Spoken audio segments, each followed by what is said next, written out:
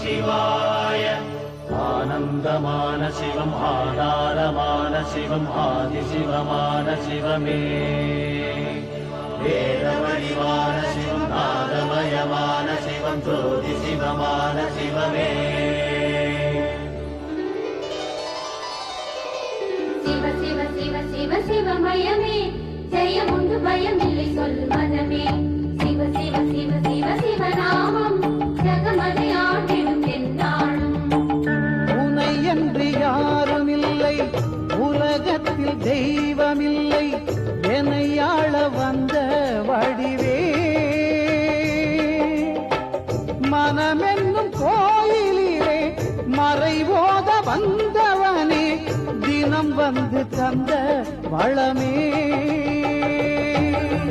சிவ சிவ சிவ சிவ சிவமயமே, ஜெயமுண்டு பயமில்லை சொல் மனமே. சிவ சிவ சிவ சிவ சிவநாமம், ஜகமதை ஆண்டிடும் எந்நாளும்.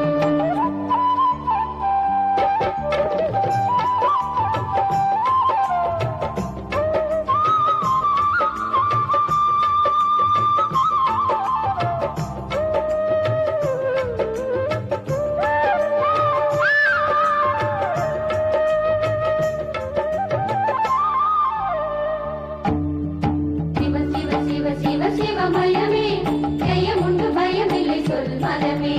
சிவ சிவ சிவ சிவ சிவநாமம், ஜகமதை ஆண்டிடும் எந்நாளும். உயிராகி பயிராகி ஊனாகி உணர்வாகி ஒளியாகி நின்ற திருவே. கனலாகி புனலாகி காற்றாகி நிலமாகி வானாகி தோன்றும் உருவே. சிவ சிவ சிவ சிவ சிவமயமே, ஜெயமுண்டு பயமில்லை சொல் மனமே. சிவ சிவ சிவ சிவ சிவநாமம், ஜகமதை ஆண்டிடும் எந்நாளும். கருவின்றி உருவேது, உருவின்றி திருவேது, திருவின்றி அருள் இல்லையே. அவனன்றி அசையாது, அறநன்றி அசைவேது, சிவனன்றி அன்பு இல்லையே. அன்பே சிவம், அழகே சிவம், அறிவே சிவம். சிவ சிவ சிவ சிவ சிவமயமே, ஜெயமுண்டு பயமில்லை சொல் மனமே. சிவ சிவ சிவ சிவ சிவநாமம், ஜகமதை ஆண்டிடும் எந்நாளும். சிவ சிவ சிவ சிவ சிவமயமே, ஜெயமுண்டு பயமில்லை சொல் மனமே.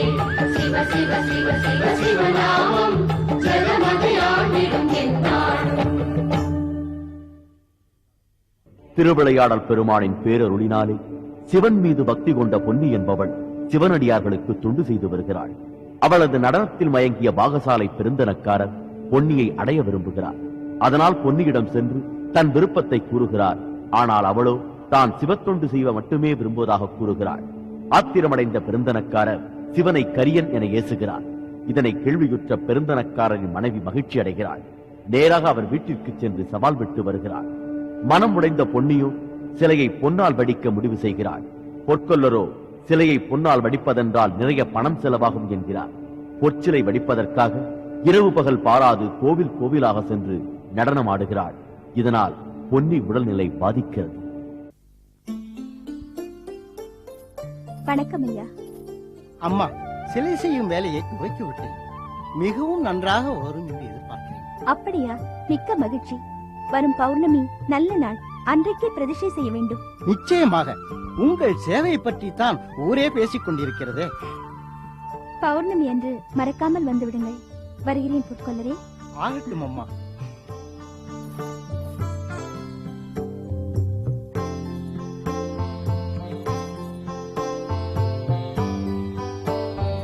சொன்னால் கேட்க மாட்டாய் பொன்னி.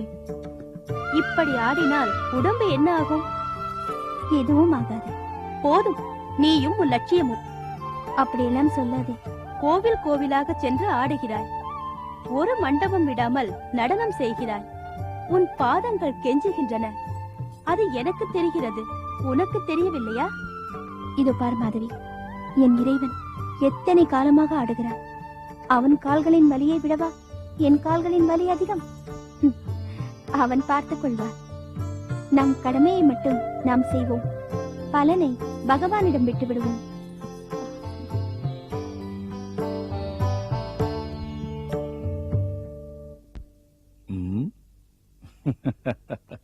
மலைமகளின் மனதில் ஏதோ தீவிரமான சிந்தனை போல் தெரிகிறது.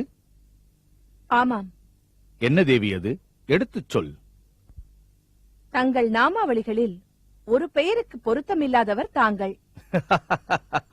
அதனை அகற்றும்படி சொல்லப் போகிறேன். பரமனின் புகழ் மீது பார்வதிக்கே பொறாமையா? பாராட்டட்டும், பாதகமில்லை. ஆனால் அதில் உண்மை இருக்க வேண்டுமல்லவா? சிறப்பு இருந்தால் மட்டுமே ஒப்பட்டும் சிவசங்கரி. அப்படியானால் பேதமில்லா பெருமான் என்கிற அடைமொழியை உடனே அகற்றும்படி உத்தரவிடுங்கள். அதாவது பரமன் பாரபட்சம் பார்க்கிறோம் என்கிறாய்? ஐயமில்லாமல். வழக்கு என்று வந்துவிட்டால் விசாரித்து விட வேண்டும் விசாலாட்சி. எங்கே சொல். எவரிடம் பரிவு காட்டினேன்? எவரை விலக்கி வைத்தேன்? ஆடவர்க்கு ஒரு நீதி, பெண்டிற்கு ஒரு நீதி என்று பாரபட்சம் பார்க்கிறான் பரமன். பரமன் மீதே பழி சுமத்தும் உரிமை பார்வதிக்கு இருக்கிறது.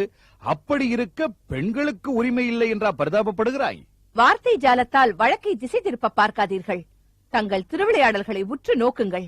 ஆண்களுக்கு சோதனை என்றால் மனதால் மட்டுமே வருத்துகிறீர்கள். அபலைகள் என்றால் உடலாலும் பரிதவிக்க வைக்கிறீர்கள். அதாவது பொன்னணையாளை பற்றி சொல்கிறாய்? ஆம். பரம்பொருள் வடிவை பசும்பொன் சிலையாக்க இயலவில்லையே என்று இவ்வையமே துடிக்கிறாள். போதா குறைக்கு நாட்டியம் ஆடி நலிந்து போயிருக்கிறாள். ஆமாம் நாயகி, காரணமில்லாமல் யாம் கஷ்டப்படுத்தவில்லை. செய்துவிட்ட தவறை நியாயப்படுத்த பார்க்கிறீர்களா? விளக்கம் சொல்ல அவகாசம் கொடு விசாலாட்சி. ஆண்களிடம் மட்டும்தான் ஆர்வம் காட்டுகிறது அகிலம். அவர்களை மட்டும்தான் உன்னிப்பாக கவனிக்கிறது. அவர்கள் மனதால் உழன்றாலும் அது மற்றவர்களுக்கு புலனாகி விடுகிறது. பெண்களை பெரிதுபடுத்துவதில்லை உலகம். அவர்களது மனத்தாங்களை மற்றவர்கள் மனம் கொள்வதில்லை. உடலாலும் உழன்றால்தான் பார்க்கிறவர் மனதில் படுகிறது. பெண்கள் எத்தனை பெரிய தியாகிகள் என்பதை இந்த உலகத்திற்கு எடுத்துச் சொல்ல வேண்டும் என்பதற்காகத்தான் யாம் அவ்வாறு செய்கிறோம். புரிகிறதா? ஒன்று புரிகிறது. வாய் சாதுரியம் உள்ளவர்கள் தவறு செய்தாலும் தப்பி விடுவார்கள். எமக்கும் ஒன்று விளங்குகிறது உமாதேவி. கணவன் தவறு செய்து விட்டதாக கருதிவிட்ட பின்னர் எத்தனை விளக்கம் சொன்னாலும் ஒத்துக்கொள்ள மாட்டீர்கள் என்பது தெளிவாகவே எமக்கு புரிகிறது.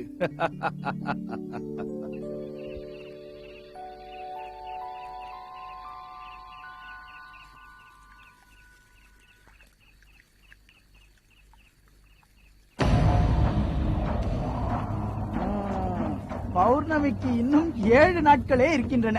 அதற்கு சுவடியை பார்க்க வேண்டுமா? வானத்தை பார்த்தால் தெரியவில்லை? பொன்னி இரவு பகல் பாராது இடைவிடாது நாட்டியம் ஆடுகிறாளாம். 15,000 பொற்காசுகள் சேர்க்க போகிறாளாம். அவளை இங்கு வந்து ஆடச் சொல். ஒரு நாள், ஒரே ஒரு நாள் 15,000 பொன்னென்ன, என் உடைமைகள் அனைத்தையும் எழுதி வைக்கிறேன். வணக்கம். தாங்கள் ஏதோ முக்கியமாக பேசிக் கொண்டிருக்கும் போது நான் இடையில் வந்துவிட்டேன் என்று நினைக்கிறேன். உன் மகளை பற்றி தான் பேசிக் கொண்டிருந்தேன். உன் மகள் இரவு பகலாக ஆடுகிறாளாமே? ஆமாம், அவள் 15,000 பொற்காசுகளை சேர்க்கப் போகிறாளா? அவள் ஆடுகிற வேகத்தை பார்த்தால் சாதித்து விடுவாள் போல் தோன்றுகிறது. இதோ பார், பௌர்ணமிக்கு இன்னும் 7 நாட்கள் தான் இருக்கின்றன. 8வது நாள் அந்த எட்டாத மயில் இங்கு இருக்க வேண்டும். மயிலே மயிலே இறகு போடு என்று கெஞ்சிக் கொண்டிருக்க மாட்டேன். கவனத்தில் வைத்துக் கொள். பொற்காசுகள் சேர்த்து சிலை வடித்து விட்டால் அவளுக்கு விடுதலை தருவதாக வாக்கு கொடுத்திருக்கிறாள் இந்த அம்மாள். அவள் காசு சேர்க்க கூடாது. அப்படியே சேர்த்து விட்டால் அதை தடுத்து நிறுத்த வேண்டியது உன் பொறுப்பு. அப்படியே செய்கிறேன். எல்லாம் தங்கள் மனம் போல் நடக்கும். வேண்டாம், இது அவள் லட்சியத்துக்கு உதவிடப் போகிறது. பௌர்ணமி நிறைந்த நாள், ஆரத்தி எடுத்து வரவேற்க ஏற்பாடு செய்து வை. நிச்சயமாக வருகிறேன்.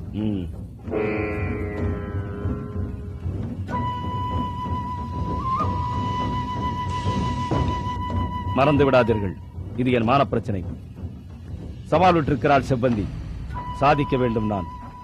மஞ்சத்திற்கு வர வேண்டும் அந்த மங்கை. இதுதான் நான் செவ்வந்திக்கு தரும் சாட்டையடி. மறந்து விடாதீர்கள்.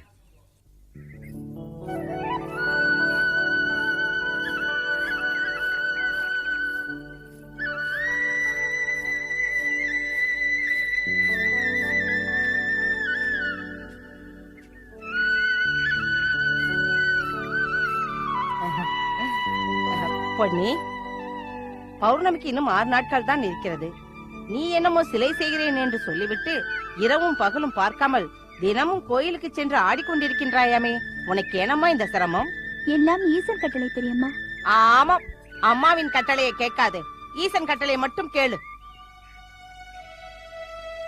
ஈஸ்வரனுக்கு பொற்சிலை செய்ய போகிறாய், நல்ல லட்சியம்தான்.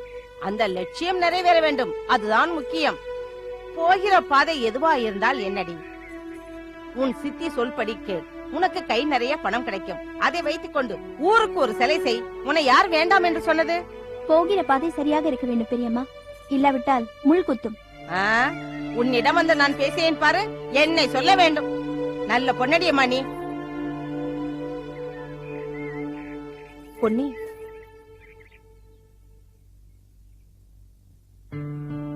தாயே, என்ன இது? எதற்கு இந்த கணையாழி? ஈசன் சிலை வடிக்க நீ சேர்க்கும் பொருளுக்கு என் சிறு உதவி. உங்கள் உடலில் வேறு எந்த பொன்னகையும் காணவில்லையே. இருக்கும் ஒரு கணையாழியையும் கொடுத்து விட்டீர்களே, தாங்கள் யார்? பாதை தவறியவனின் பத்தினி நான். புரியவில்லை? அந்த பாகசாலை பெருந்தனக்காரரின் மனைவி. என் பெயர் செவ்வந்தி. தவறு செய்யும் தனவானோடு வாழ்வதை விட நெறியோடு வாழ்வதே சிறப்பு என்று நினைப்பவள் நான். செல்வம் நிறைந்த மாளிகையில் கணவன் செய்யும் தவறுகளை பொறுத்துக் கொண்டு வாய் பேசாமல் சிலை போல் வாழ்வதை விட இந்த மானம் காக்கும் சீலையை விற்று வாழும் வாழ்க்கையே மேலென்று நினைக்கிறேன். வசதி படைத்தவர்கள் உன்னை வா என்று அழைத்த போது மனத்துணிவுடன் மறுத்துவிட்டாயாமே, மகிழ்ச்சியாக இருக்கிறது. குலத்தொழில்தான், பின்பற்றியிருந்தாலும் தப்பில்லை. தட்டிச் சொல்லிய தைரியத்தை பாராட்டுகிறேன். அதற்கான எளிய பரிசுதான் என் கணையாழி. உன் முயற்சி வெற்றி பெறட்டும். வணக்கம் தாயே, உங்கள் ஆசி என்னை ஊக்குவிக்கும். உங்களது நல்லெண்ணம் என் முயற்சிக்கு துணை நிற்கும். நான் என் லட்சியத்தை அடைவேன். ஈசனுக்கு பொற்சிலை வெடிப்பேன். அந்த புண்ணியத்தில் உங்களுக்கும் பங்குண்டு. வருகிறேன் பொன்னி.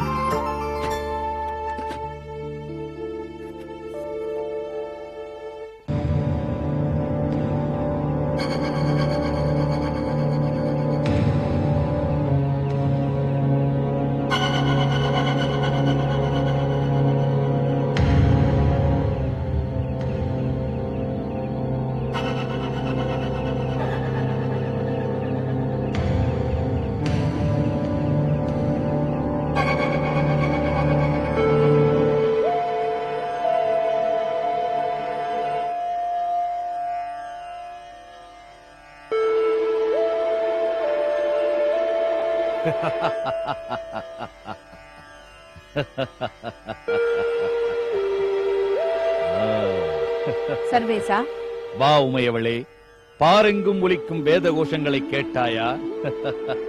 திருவாதிரை வந்துவிட்டது. ஆருத்ரா தரிசனம் அளிக்கப் போகிறீர்கள். பக்தி பரவசத்தை பார் பார்வதி. அந்த பாராட்டு ஓசையில்தான் பரமனுக்கு அபலையின் குரல் கேட்கவில்லை என்று நினைக்கிறேன். என்ன சொல்கிறாய் உமையவளே? அபலை பெண் ஒருத்தி அழுது புலம்புகிறாளே, அது கேட்கவில்லையா தங்களுக்கு? இதே கதி என் அண்ணனின் பக்திக்கு ஏற்பட்டிருந்தால் நடந்திருக்கும் விஷயமே வேறு. பிறந்த விட்டு பெருமையை பெண்களால் பேசாமல் இருக்கவே முடியாதோ? பெருமை இருக்கிறது, பேசுகிறோம். என்ன செய்து விட்டீர்கள் ஏகாம்பரநாதர் தங்களை பாராட்ட? கணவன் என்ன செய்தாலும் கண்களில் படுவதில்லை இந்த மனைவிமார்களுக்கு. என்ன, பொன்னணையாளை மறந்து விட்டேன் என்கிறாய்? அதுதானே மலைமகளின் மனத்தாங்கள். அவதிப்படுபவர்கள் ஆண்களாயிருந்தால் அவசரமாய் உதவுகிறீர்கள், பெண்களாயிருந்தால் காலம் தாழ்த்தித்தான் காட்சி தருகிறீர்கள். எனக்கு ஐயமாக இருக்கிறது. பூ உலகில் பெண்களுக்கு நல்ல பெயர் பெற்றுத்தர வேண்டும் என்பதுதான் எமது ஆசை.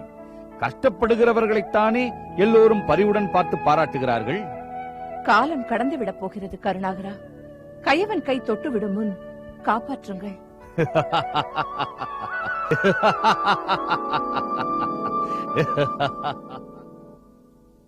வாக்கா. என்னடா நாம் எங்கே போகிறோம்? சரியா போயிட்டு போ. இன்று பௌர்ணமி அல்லவா? ஆமாம், இன்று பௌர்ணமி. பொன்னிக்கு நாம் கொடுத்த கெடுவும் முடிந்தது, பெருந்தனக்காரர் நமக்கு கொடுத்த கெடுவும் முடிந்ததல்லவா? நான் மறந்தே போய்விட்டேன். இப்பொழுது உன் அருமை மகள் பொன்னி எங்கிருக்கின்றாள்? எங்கேடா இருப்பாள்? அந்த சிவன் சிலையை கட்டி கொண்டிருப்பாள். சரி, வா போகலாம். சத்தம் போட்டு பேசாதே. அவள் காதில் விழுந்தால் முரண்டு செய்ய போகிறாள். இனி தயங்கினால் முடியாது. இரண்டில் ஒன்று இன்று முடிவு தெரிந்தாக வேண்டும். இருடா, முதலில் நான் போய் பேசுகிறேன். சரி போ.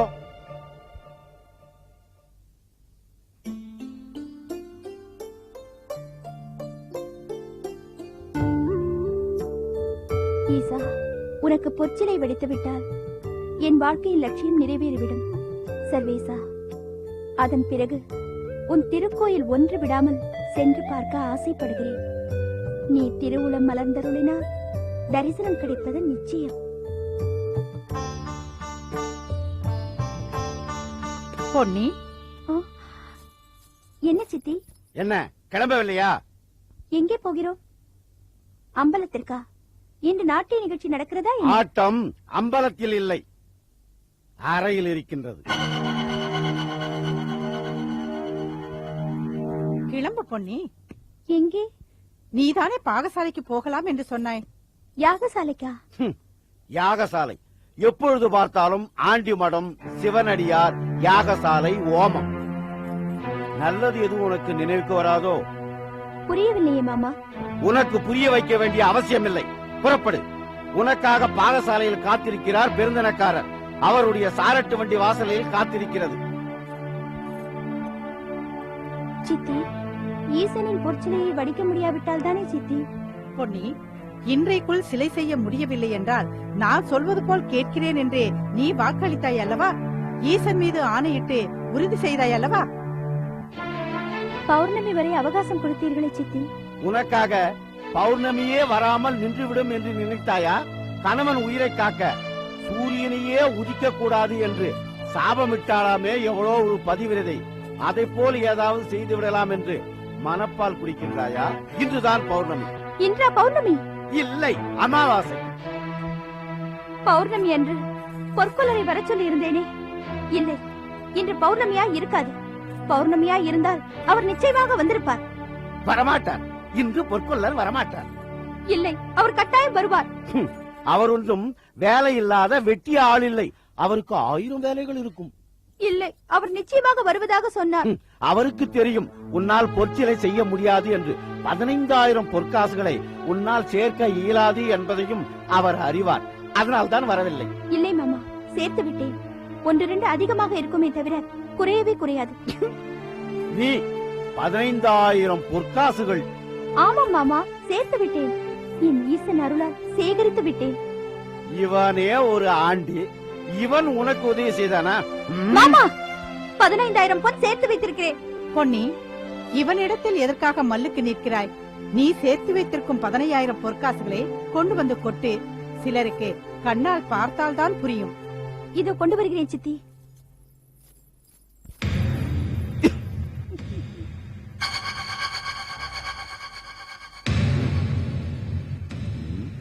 இவனை கொண்டு போய் வீதியில் வீசினால்தான்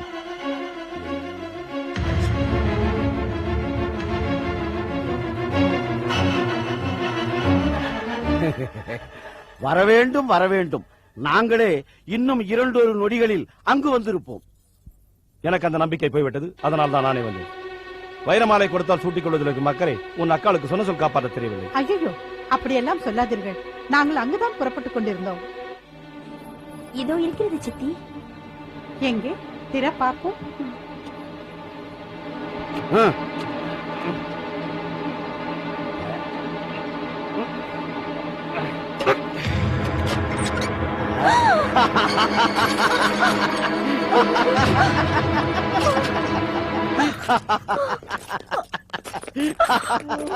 பார்த்தாயா, சுடுகாட்டில் இருக்கும் ஆண்டியை நம்பினால் கல்லும் மண்ணும் தான் மிச்சமாகும்.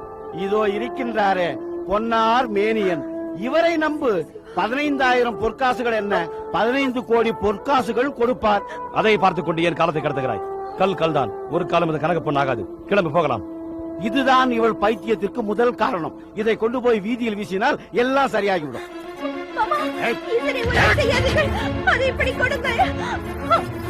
ஈசன் இருக்கின்றான் என்றால் அவன் உன்னை காப்பாற்ற வேண்டும். நீ ஈசனை காப்பாற்ற நினைக்க கூடாது.